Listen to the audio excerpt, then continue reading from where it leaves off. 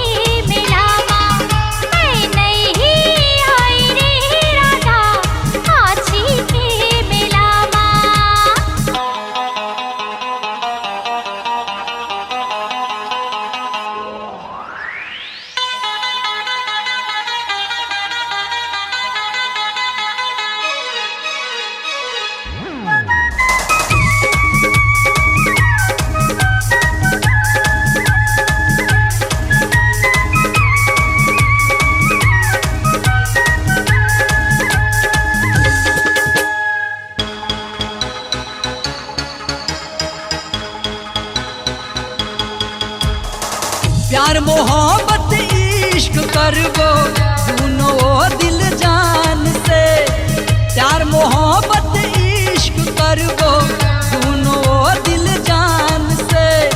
नहीं है फिकर मोला कखरो गोरी अपन मोला ते मान ले, नहीं है फिकर मोला कखरो गोरी अपन मोला ते मान ले।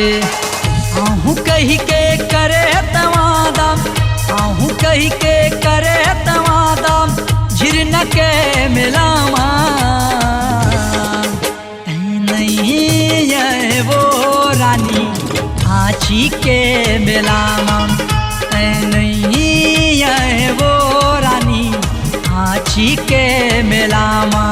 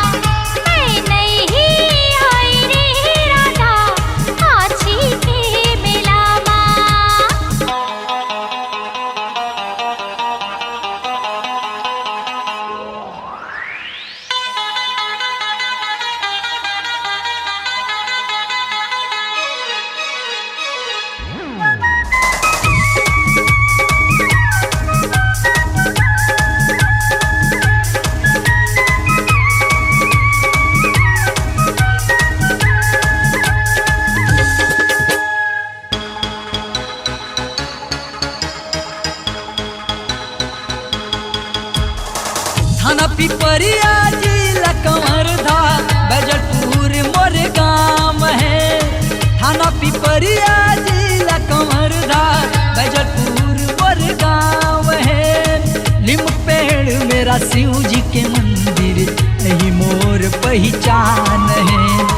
लिम पेड़ मेरा शिव जी के मंदिर यही मोर पहचान है। आहू कही के करे तवादा, आहू कही के करे तवादा, झिरन के मिलावा नहीं ये वो रानी आँची आँची के मेलामा नहीं आए वो रानी आँची के मेलामा।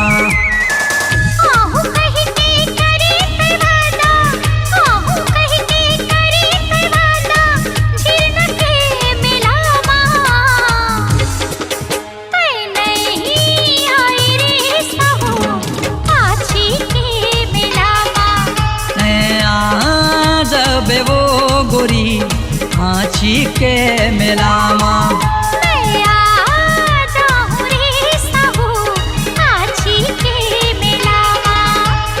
आ जब वो गोरी आँची के मेलामा।